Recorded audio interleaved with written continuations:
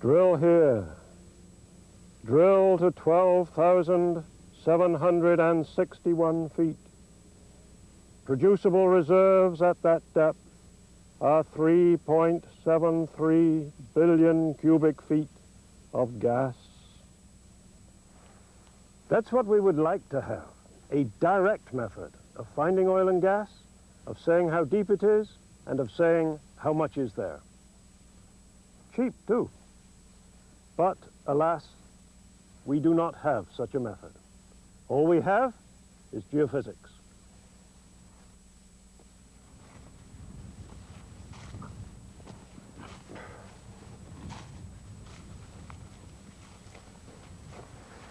So, most exploration for petroleum is done with indirect methods. Now, these indirect methods do not detect the oil or the gas itself. All they can do is to identify the geological situations where petroleum may be found. So that's our task then, find these situations. Now, we all remember that geological situations where petroleum may be found have 5 features. First, a source rock containing enough organic material to be a significant source of petroleum. Second, a reservoir rock, porous and permeable, into which we will drill our well. Third, a permeable path for the petroleum to migrate from the source rock where it is generated to the reservoir rock from which we hope to produce it. Fourth, a trap limiting the reservoir in some way. And fifth, a seal to prevent further migration of the petroleum out of the reservoir trap. So we can refine the statement of our task a little. Now it is this: find geological situations with these 5 features. Let's take a very simple example. Let's suppose that a slice through the earth, a section, would reveal layers of rock like this. First, a massive source rock, probably a black shale, rich in organic remains, deposited rapidly in a landlocked sea. Next, a progressively more silty layer, perhaps formed as the landlocked sea silted up. Next, a reservoir rock, perhaps a layer of sand dunes, formed as the wind blew away the finer silt particles and left only the coarser sand. And finally, an impermeable cap rock, perhaps a thick layer of marine shale, deposited as the sea level rose and the sand dunes became inundated under deep water.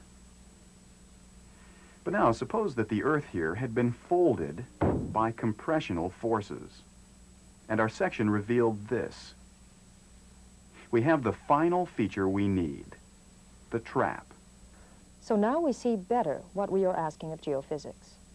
Tell us that this is indeed a source rock, rich in organic remains. Tell us that this silty layer was once a permeable path, allowing migration of petroleum from source rock to reservoir. Tell us that this is indeed a porous reservoir, capable of holding lots of oil or gas. Tell us that this is indeed a cap rock, stopping the petroleum from rising any further.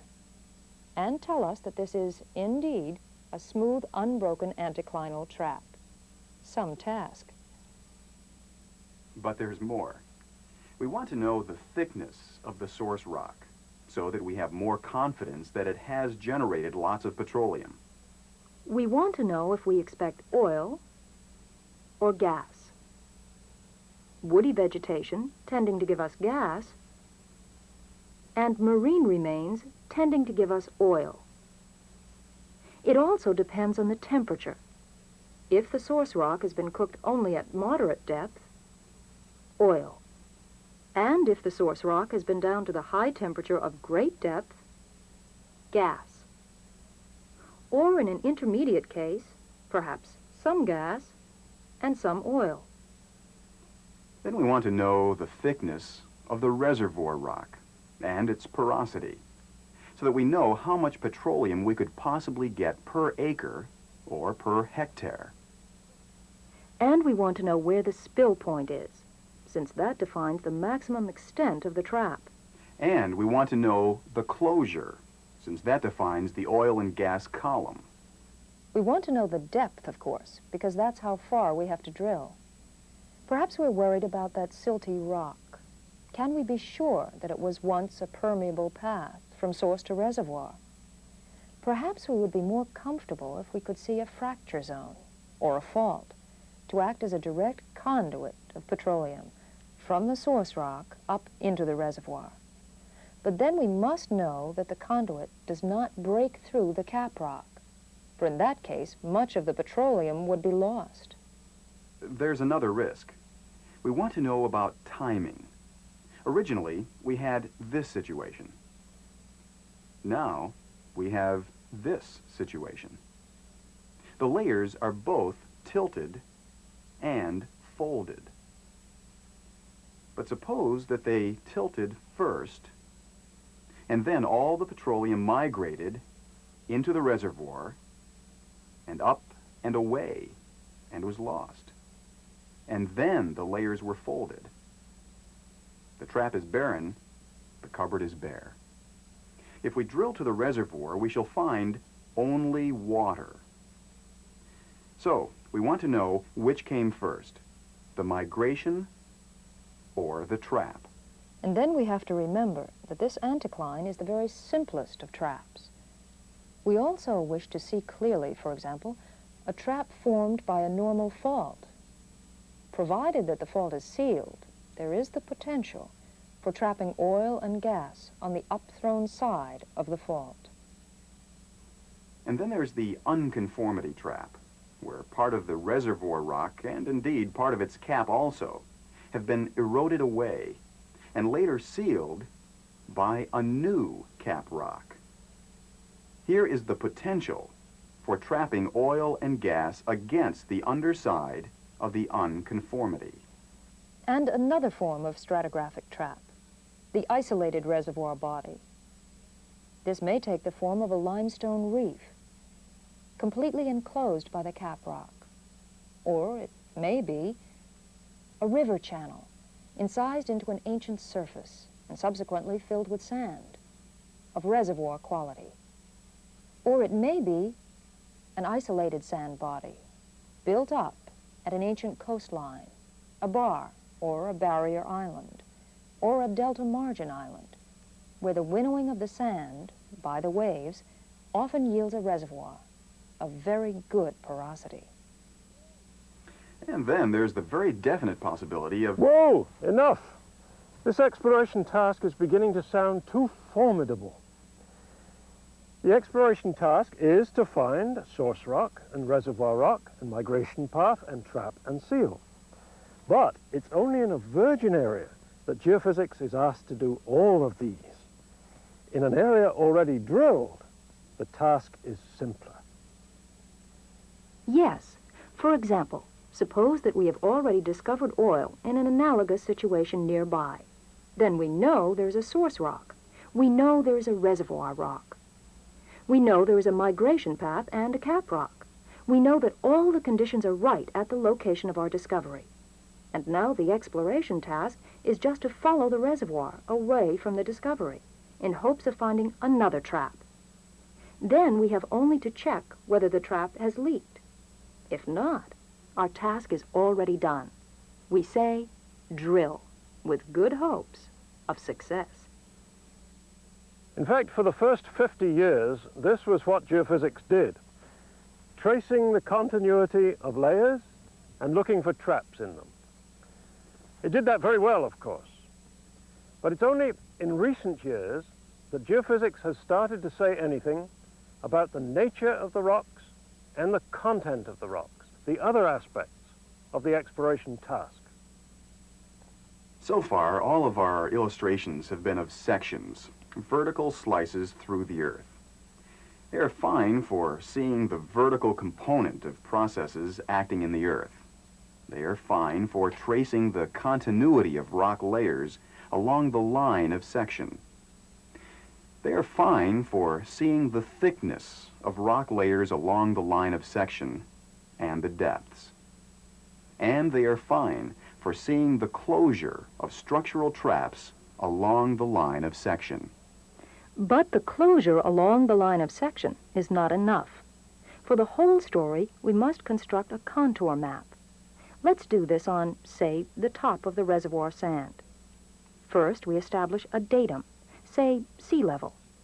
Then we find the places along the section where the depth to the top reservoir is, say, 1,000 units. Then the places where the depth is 1,100 units, and so on, for 1,200 units, 1,300 units, and 1,400 units. Now, we transfer those same values to a map, with a line of section in its correct place on the map. From the section to the map. Then we move to another east-west section, here on the map. And here is the section. Again, we mark the depths on the section, relative to the same datum, of course, and then transfer these to the map. Then we can do the same on some north-south sections, and join together points where the reservoir is at the same depth to obtain a contour map of the top reservoir. This shows where the reservoir is structurally high and where it is structurally low. Let's go back to the original section for a moment, and its oil and gas. The reservoir is full to the spill point, so that is the position of the oil-water contact on both flanks of the trap. Similarly, we can mark the position of the gas-oil contact and so define the area of both the gas-oil contact, GOC, and the oil-water contact, OWC. Which, of course, is the measure of the size of our oil field, our gas field. This interplay between the map and the section is the basic ingredient, the stuff of exploration. From the section to the map. From the map to the section, and back once more to the map. And let's be in no doubt, we need them both. It's no good getting excited about one good-looking section. We must always go to the map and there combine the message of other sections. For perhaps this message contours quite differently. Now all we have is a plunging nose coming in from the southeast and no closed trap. So any oil or gas which may have migrated into the reservoir has just gone on migrating up dip and is lost. The structure is dry. So this one section in itself does not tell us whether we have the bad situation or the good situation. Along the line of that section, both situations look the same. So there it is. The exploration task is to find geological situations where accumulations of petroleum are possible. This translates as the fortunate 5, source rock, reservoir rock, migration path, trap, and seal. And the tools for the task are the section and the map and the section and the map. Now, in practice, there's a host of other considerations. Can it be done? How much will it cost? And can we make money at it? So let's take a look at a couple of examples. One in the context of onshore exploration in the US, strictly small-scale stuff, and the other in the context of international offshore exploration, the big time. And as we go, let's spend a little time, let's even waste a little time, noting how this crazy exploration business actually works. Oh, and is it all right if we keep it light-hearted? This is George Fuzzy. He is our hero. Sub-hero. Sub-hero. Right. Well, anyway, in the early 1950s, George was a first-year student of geology when he heard that his Aunt Emily had died, leaving to him a piece of land out west, which Aunt Emily had bought on the basis of an advertisement in a mail-order catalog circulated by unscrupulous liars. The dominant features of the land were a steep scarp a low hill, and once every 7 years, when it rained, Rainbow Creek. Attached to George's deed was a topo map on which George could see these features. The steep scarp, generally north-south, the low hill with contours shaped like, well, like a... An avocado. Yeah, shaped like an avocado. The creek flowing straight eastwards down the scarp, then turning north and following the base of the scarp, then meandering away to the northeast. And running east-west, the property boundaries. George proudly colored his land yellow and went out to play basketball. We should emphasize at this stage that George is not very bright. That's right. You'll meet him later on and see for yourselves. Anyway, that night, in bed, it hit him. Quick, where's the map? Now, if I draw a section along my south boundary, there's the scarp, and there's the hill, and there's Rainbow Creek. Now that scarp just has to be a fault. And the hill is a surface anticline on the downthrown side of the fault. So it doesn't take much geologizing to infer a subsurface anticline below it. And if Rainbow Creek is Rainbow Creek because some grizzled cowboy saw rainbow rings on the water, that anticline must be full to overflowing with oil. George paused, taken aback by his own cleverness. Then he sketched it again, expanding the vertical scale, and was even more pleased.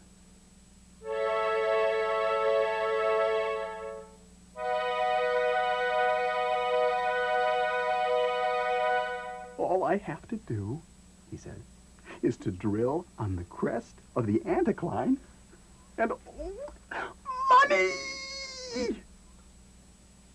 George's knees went weak at the thought. So George assembled the entire Fuzzy family and worked them into such a pitch of excitement that they actually gave him all their life savings to drill the well. Right here, on the crest of the anticline, and as close to the property boundary as the law allows. Someone said, well, how about the other property owners? So George wrote to the local courthouse out west, and they told him about the other owners. Mrs. Sly of New Jersey and Miss Ermintrude Proper of Boston, both of whom, like Aunt Emily, had a weakness for mail-order catalogs. George wrote to them both, asking for a lease. Miss Proper agreed, so he signed her up for $1 an acre, a 1/8 royalty, and a 3-year term. The letter to Mrs. Sly was returned, marked deceased. So George, eager, inexperienced, and impatient, contracted a drilling rig and gave the order to spud. It was a disaster. First, George didn't know about cost overruns.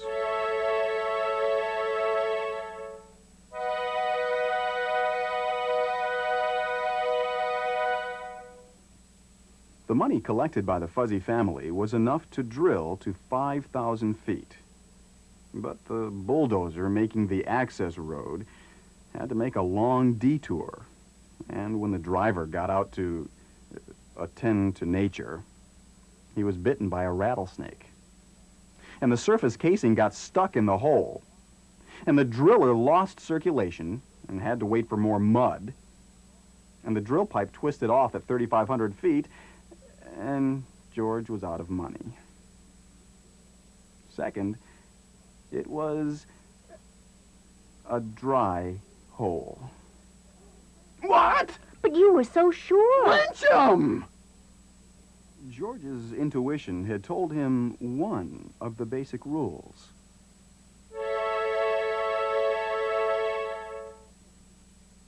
But not the others.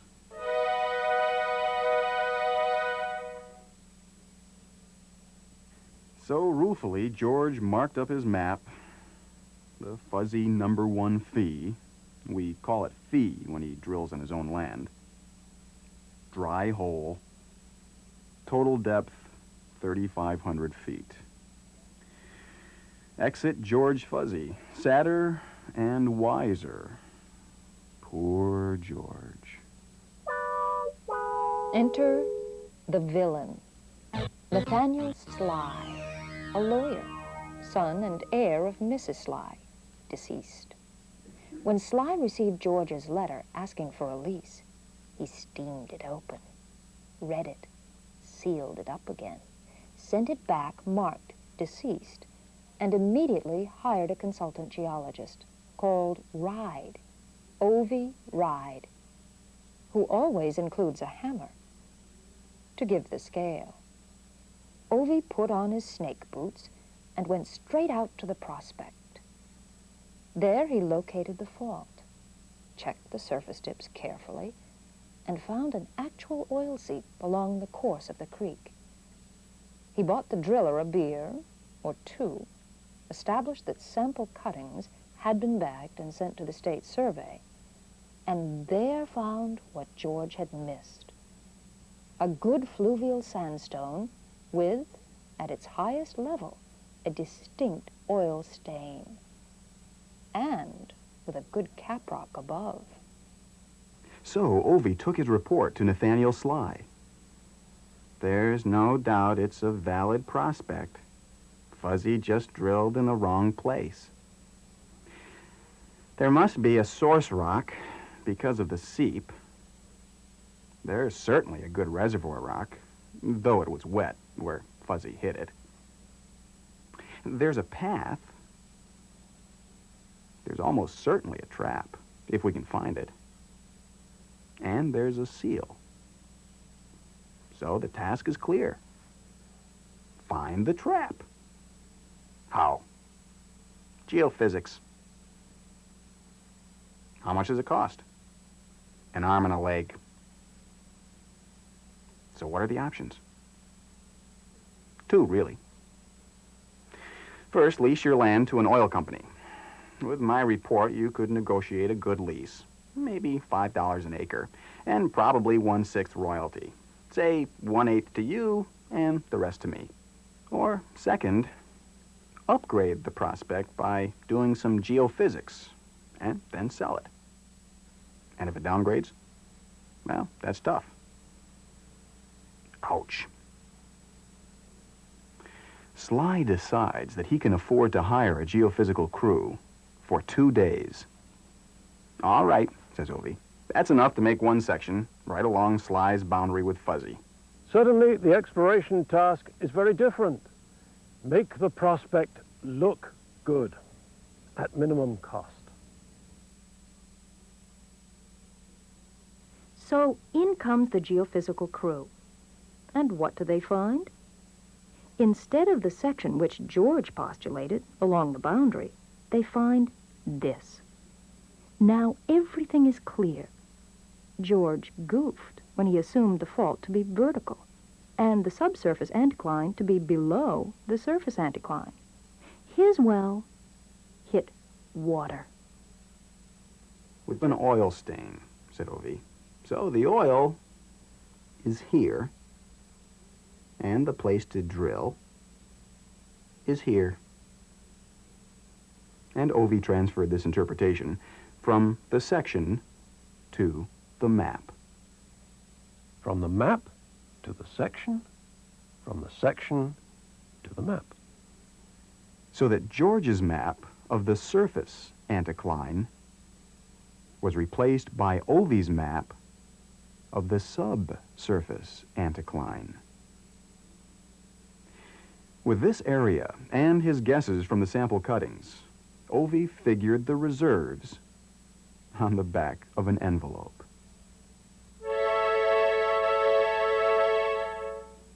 and concluded that the field contained 5 million barrels of oil.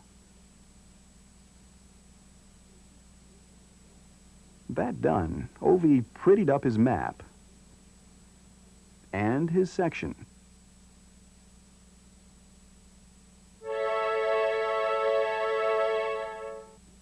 And went to sell his prospect.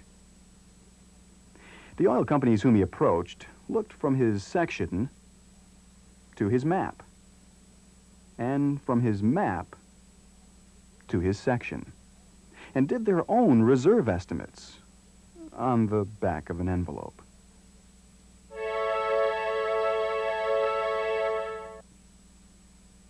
Mo said No. 3 said Yes.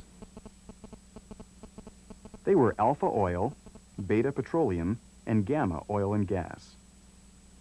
This is the deal which Ovie proposed. Alpha, Beta, and Gamma would pay all the costs of the first well, but get only 3/4 of the net revenue. Sly would keep the remaining quarter. Ovie would get 2.5% royalty off the top. All right, said Alpha, the operator, but only if Sly gives us a lease on the whole property with a standard 1/8 royalty. Yes, said Sly. More money. No, said Ovie. This is only the first well. But Sly was not sly enough. So that was the deal. Next, the Alpha Group went to George Fuzzy. George, my friend, how about a lease on your land? Poor George, with no money, no geophysics, and an angry family. Lynch 'em! What else could he do? And George, could we also have an assignment of your proper lease? What's the matter, George? Did you forget to pay the lease rentals? This is Larry Snuck. He used to be landman for Alpha.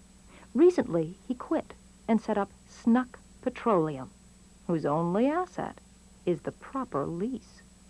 Alpha, of course, threatens to sue Snuck, but they settle for a farm out with a modest 3% royalty and a modest 20% back-in after payout.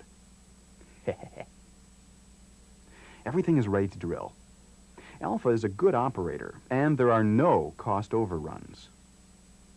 They reach the reservoir and find gas.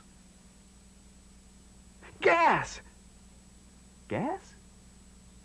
Now, Rainbow Creek is a long way from anywhere at all, and even further from a pipeline. So the well has to be shut in. Shut in? Now what is to be done? We want the oil, not the gas. But where is the gas-oil contact? Here? Or here? In the 50s, geophysics could not answer this question. There was only trial and error.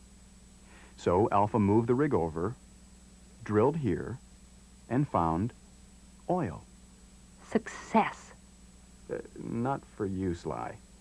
You were carried for 25% only through the first well. All you get on the second well is your 1/8 royalty. Out of which you have to pay Ovie Ride.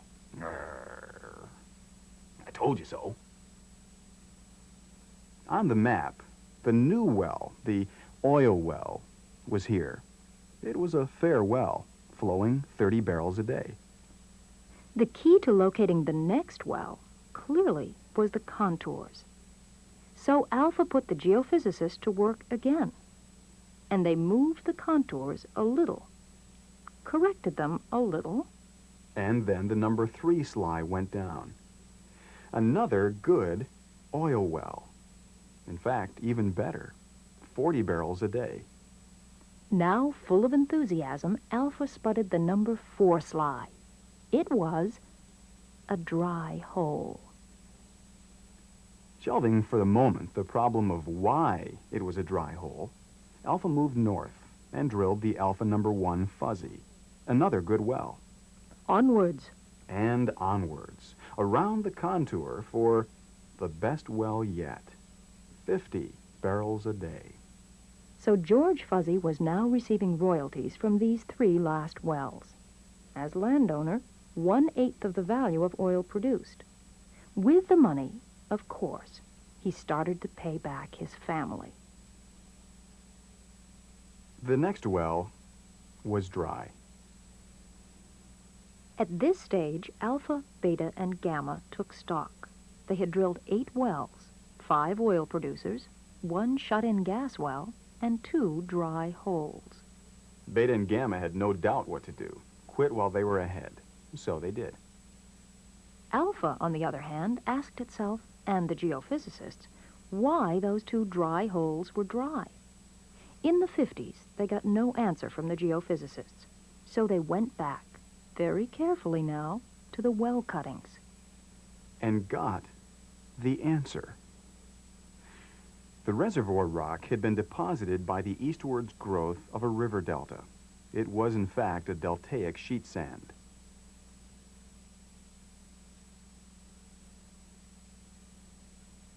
Cutting through it was a distributary channel of the delta, which had become choked with clay in a subsequent rise of the sea level. Which explains one of the dry holes. The reservoir sand was replaced by clay. It also explains the better production from the well nearest the distributary, where the sand was cleaner. While seaward of the delta, the deposits were again of marine clay. Which explains the other dry hole. No sand had ever been deposited. It also explains the large initial production from the well at the delta margin, where wave action had winnowed and cleaned the sand.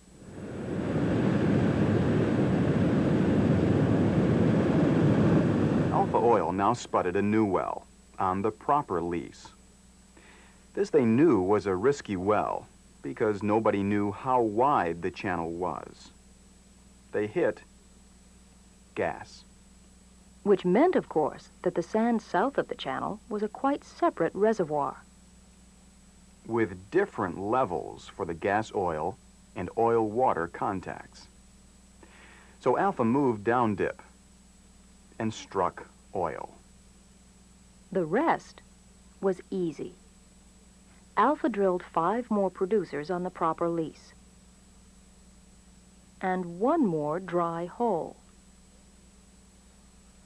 Then, years later, when the pipeline came to Rainbow Creek, they drilled a second good gas well on the crest. This was their final map of the field. And then they rested on their laurels. Alpha Oil waxed rich. Beta Petroleum and Gamma Oil and Gas fared well enough, but wished they had stayed in the group.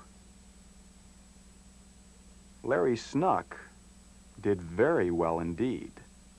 Nathaniel Sly did better than he deserved, particularly when the pipeline came, and the original gas well, of which, remember, he had 25%, came on stream. Ovie Ride was content. Oops. And George Fuzzy, slowly, painfully, over the life of the field, paid off his family, or at least those members of it who survived long enough. For himself, he did not make 1 cent. Poor George, a cautionary tale. But it illustrates that in a commercial environment, the exploration task is not just a matter of finding the fortunate 5. There's much more to it. Let's just skim through it again and notice in particular how the exploration task changed with time. In the early days, to George, who thought he knew it all, there was only one question: how deep? Ovie Ride, however, saw a wider task.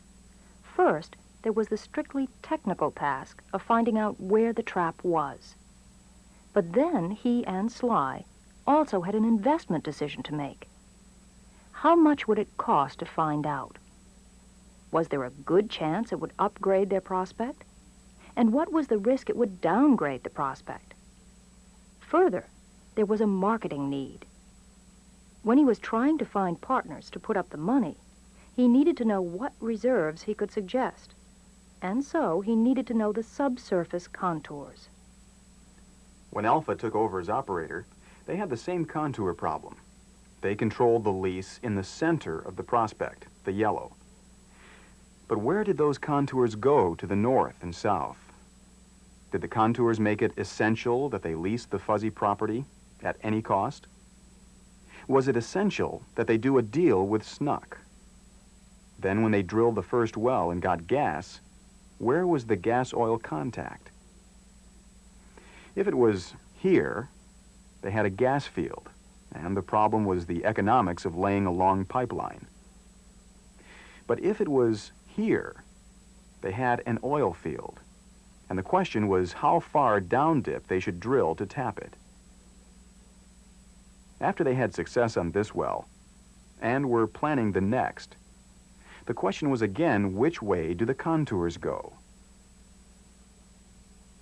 Then, why was this well better? Then, when they drilled the dry hole, again, why? As they went north, the critical question was again the contours. And then, why the better well? And then, why the dry hole? Alpha's partners, Beta and Gamma, were much less interested in the whys and wherefores. Beta was not really an oil company, more like a drilling fund, formed to take advantage of tax concessions available only for drilling wells. They did not want to spend money on geophysics, finding out where the contours went. They preferred to risk drilling dry holes. Gamma, on the other hand, was a little oil company just about to go public. They were writing their prospectus, and so the crucial thing to them was the statement of their reserves. For this, the law required them to go to independent reservoir engineers. Well, said the engineers, it's simple. With that picture, we cannot give you more oil than this. And this is the gas. That's your reserves. Rubbish, said Gamma. These are our reserves. Much, much more. No, said the engineers. Yes, said Gamma. No, said the engineers flatly. And that was that. Gamma had no evidence. How they wished the geophysics could have helped them, even to get just a little bit more. Later on, when Alpha had drilled the southern extension of the field, Alpha was in much the same position. They went to the bank for a loan, and the bank wanted to know their reserves. The exploration problem was to understand the field, the combined effect of the structure and the stratigraphy. By now, they did understand, and they were able to convince the reserves estimators. Later again, years and years later, when the field was in decline, the exploration problems changed one last time. The proposal was a water flood, to inject water around the perimeter of the field, and so to push the gas and the oil out of the crestal wells. And the questions: which wells to use for injection? Is it worth drilling new injection wells on the east side? What is the risk of unsuspected faults or other permeability barriers within the reservoir, which will defeat the water flood? And, of course, will the additional production pay for the cost of the water flood? So the exploration task is far more than finding source, reservoir, path, trap, and seal. These things, of course, but with due regard to leases and farm-outs and access, to the cost of drilling, the proximity of pipelines and the depth of the target, to the price of the product, the availability of capital, and 100 other things. And the risk. Now, a major part of the exploration task that we shall stress time and time again is the estimation of the risk in a prospect, the geological risk and the geophysical risk. By estimating the reservoir properties, the porosity, the thickness, the area, we can get some idea of the potential reward if we drill and strike. But in order to choose between one prospect and another, we need to know not only the potential reward, but also the potential risk. Well, so much for our small-scale example. Now for the big time. The government of Oceania had just announced a licensing round. They offer 50 blocks, each of 250 square kilometers, in water depths of 1,500 to 2,000 meters, about 160 kilometers from shore. Applications are invited. The terms are these: the usual 1/8 royalty, plus 5%, plus usual corporate taxes.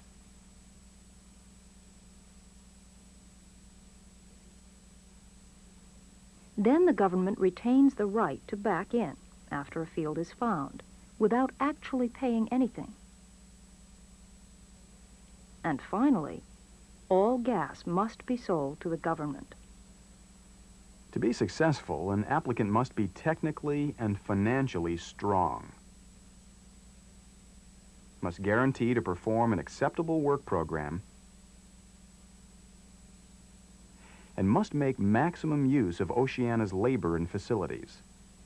If two competent companies apply for the same block and both offer the maximum reasonable work program, both companies may offer a signature bonus. Immediately after these announcements from Oceania, GeoWiz, a geophysical contractor, offers a speculative geophysical survey of the 50 blocks. A speculative survey is cheaper than a commission survey, of course, because the contractor is hoping to sell it many times. All of this material comes to Alpha Oil, now grown to a very large and very successful international oil company. Where behind one of those windows sits, No. yes, George Fuzzy.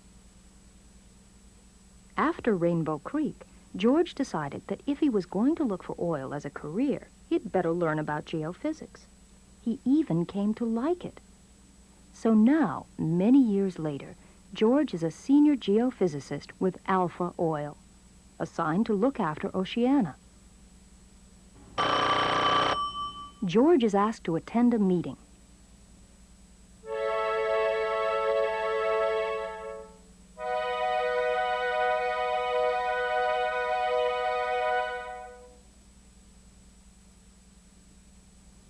Present at the meeting are the exploration manager of Alpha, the chief negotiator, a senior engineer, our friend George, and representatives of 4 other companies who may, or may not, join Alpha's Oceania group.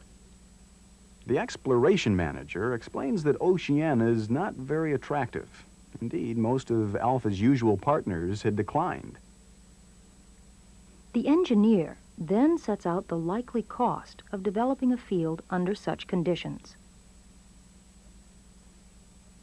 and shows that, for the development to be economic,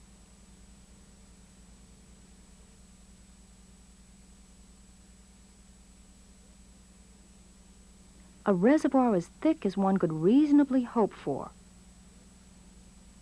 would need 40,000 acres, or 160 square kilometers. And, of course, it has to be oil. Heaven forbid that we should find gas and have to sell it to the government as a monopoly buyer. George, is it even possible, even if we're lucky enough to find multiple pay zones? George goes to the blackboard. All we know, he said, is the coastline of Oceania and its narrow continental shelf, with the blocks on offer being out here. We know next to nothing about the offshore stratigraphy. We do know, however, that the present ocean represents a rift and drift system, which occurred at the end of the Jurassic. So if we ignore a couple of thousand kilometers of ocean, of seafloor spreading, we find that the plates fit together offshore the Banan Republic. And here, oil has been found in Jurassic sands trapped in westward tilted fault blocks. On the Oceania side, therefore, we are hoping to find eastward tilted fault blocks, with the possibility of thick Jurassic sands, possibly truncated at the base Cretaceous unconformity. And the source? Well, possibly in the lower Jurassic, or possibly in the overlying lower Cretaceous. We shall certainly be hoping that this unit of the lower Cretaceous shows evidence of being a marine shale, deposited rapidly in a restricted basin. So that it could be both a source and a seal, and probably of the right age and maturity to generate oil rather than gas. Right. And, of course, be sufficiently plastic to absorb rejuvenated movement on those faults, and so preserve the seal. Well, George talked on for a time and then sat down. Everybody was doubtful. One company said no, definitely not. But the others decided it was at least worth buying the geophysics and taking a look. So they formed a group and signed an agreement with the usual terms. Then they bought the geophysical survey from GeoWiz and told George to get on with it. George labored long and hard, and then called another meeting. Yes, it was much as he had expected. In this situation, he said, two maps are especially important. The first is a contour map on the base Cretaceous unconformity, which will show the high points of the seal in a regional sense. The second important map is a contour map on one or more perspective units within the Jurassic, which will show us the fault traps and the areas where a perspective unit is truncated by the unconformity. In fact, said George, this is the largest such trap in all of the 50 blocks on offer. And what's the area, George? At most, 100 square kilometers. And how much did we say we needed? 160, if the net thickness of the reservoir sand is as much as 150 meters. And is it really that thick? Look, said George, this is a virgin area. We really can't be sure what's down there. It could be 150 meters, or it could be 15. But could it be more than 150? Unlikely, I'd say. Where net sand is concerned, 150 is a lot of meters. Well, the group talked about this and looked carefully at all of George's maps. Then one of the companies said, no, we have better prospects than this elsewhere. We quit. Wait a minute, said George. Zeta Oil, who are active in the Banan Republic, have just announced a big oil discovery in their deep offshore. The rumor is that it's a reef in the Cretaceous. So I have searched the Oceania data very, very carefully for reefs. Nothing. However, I have found a geophysical anomaly in this interval of the Cretaceous. I interpret this anomaly, which maps over the Jurassic highs, as a zone of porosity, or possibly a zone of fracturing, or both, in a predominantly carbonate interval. These zones could, of course, be important reservoirs. But stratigraphic, they have no structural closure. No. And the two anomalies you show, they are the best ones in the whole 50 blocks? Yes, over the best Jurassic highs. And both Cretaceous and Jurassic targets can be tested with a single well? Right. How many blocks are involved? 2. Then I move we apply for both blocks. With what work commitment? Detailed geophysics over both blocks next year, and then one well through the Jurassic the year after. Agreed? But just at that moment, one of the group was called to the phone. He did not come back. His company had just changed its direction, withdrawn from exploration, and fired all its exploration department.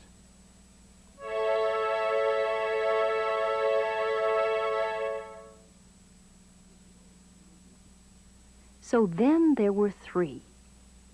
That made the decisions tougher.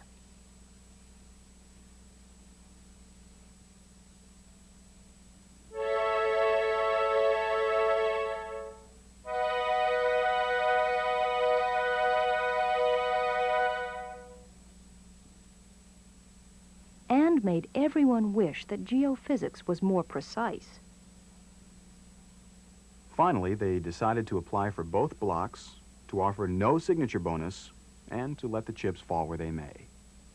But one thing they added: secrecy. Because the competition may not have noticed the Cretaceous play, it was very, very important to keep everything, and the Cretaceous play in particular, dead secret.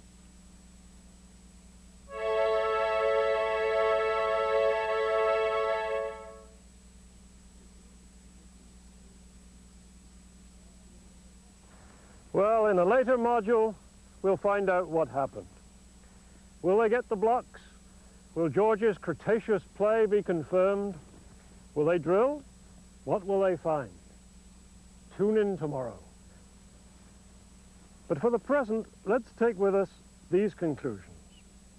Yes, the exploration task is to find oil and gas.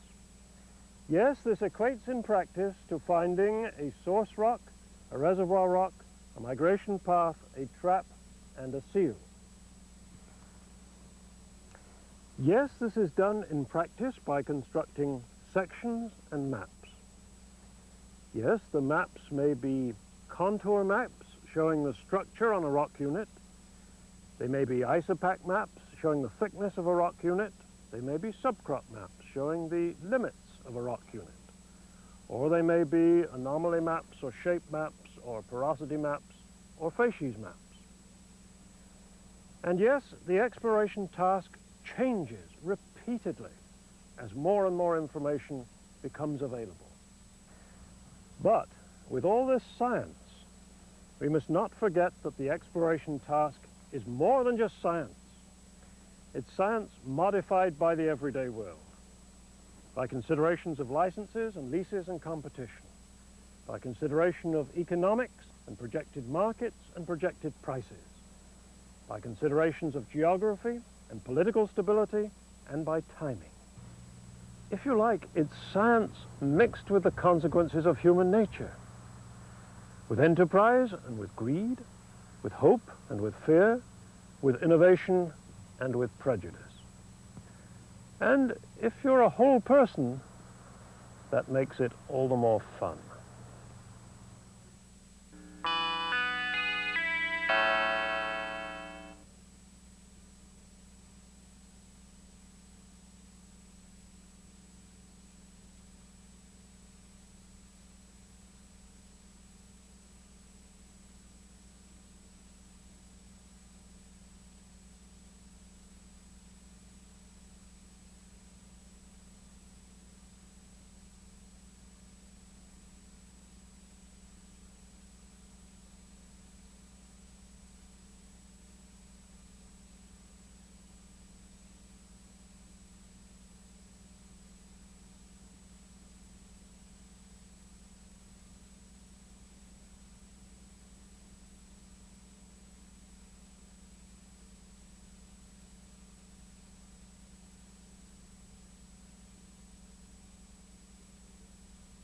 This program has been sponsored in part by the following companies: Agip,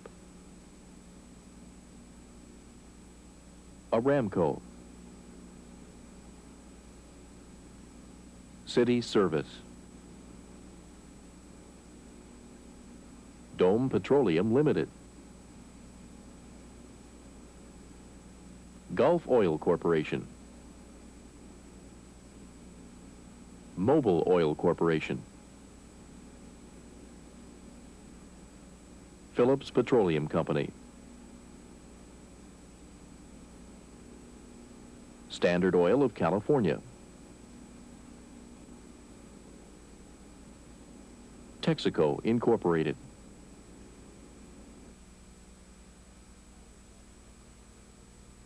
IHRDC and these companies, by their sponsorship, do not in any way guarantee or represent the accuracy of the content or methods contained herein. The user hereby agrees to hold IHRDC and the sponsors jointly and severally harmless from any and all damages, including legal expenses, which may arise from the use of this program. No portion of this videotape may be reproduced without the permission of IHRDC.